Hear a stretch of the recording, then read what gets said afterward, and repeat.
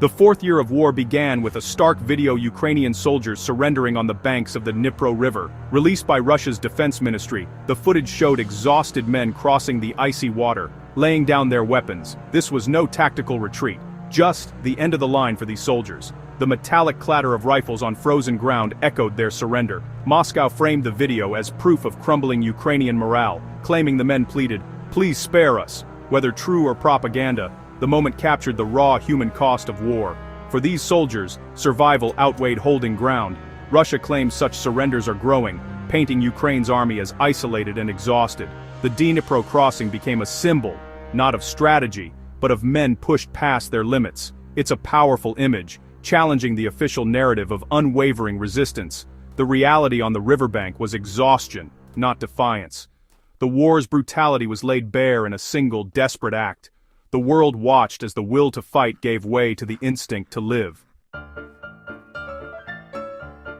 This surrender happened on day 1407 of Russia's invasion. Ukraine's resistance has been fierce, but the toll is immense. Shattered cities, millions displaced, a nation exhausted. Just a day earlier, President Zelensky's New Year's address declared, "Surrender is not an option." His words rallied the nation, but the Dnipro video exposed the gap between leadership and frontline reality. Soldiers face daily barrages, drone strikes, and relentless danger. For them, survival is immediate.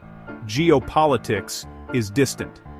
Zelensky admits peace talks are close, but the hardest compromises remain. He insists on a robust treaty, not another fragile ceasefire. Diplomacy and war grind on in parallel, each shaping Ukraine's uncertain future. The images of surrender highlight the cost of every day the war drags on. The search for peace is urgent, but the path is perilous. Imagine the mindset of those surrendering soldiers. Months of combat, constant shelling, and dwindling supplies break even the strongest. Their plea, "Please spare us," was a raw cry for life. Cut off and abandoned, survival became their only mission. Laying down arms is more than surrender. It's the loss of identity, a desperate gamble on mercy. The moment is a storm of fear, shame, and relief. It's a reminder. Wars are fought by individuals, each with a breaking point. The exhaustion on their faces is the true cost of conflict. For those on the front, the end of war can't come soon enough. Their surrender is a silent protest against endless fighting. The Dnipro surrender is just one moment in a sprawling war. Russian forces have advanced in Donetsk, while Ukraine pushes back elsewhere. The front lines shift, but the cost is always high. The conflict has escalated. Ukraine now strikes deep into Russian territory with Western weapons. These attacks aim to disrupt Russia's war machine and bring the conflict home. Russia responds with massive spending. Over a third of its budget now goes to war. Conscription and propaganda ramp up as Moscow prepares for a long fight. Ukraine, meanwhile, leans on diplomacy. Zelensky seeks more aid and security guarantees from Western leaders. The war is fought on two fronts, brutal combat and high-stakes negotiations. Each side is determined, but both are stretched thin. The outcome will be shaped as much by politics as by battles.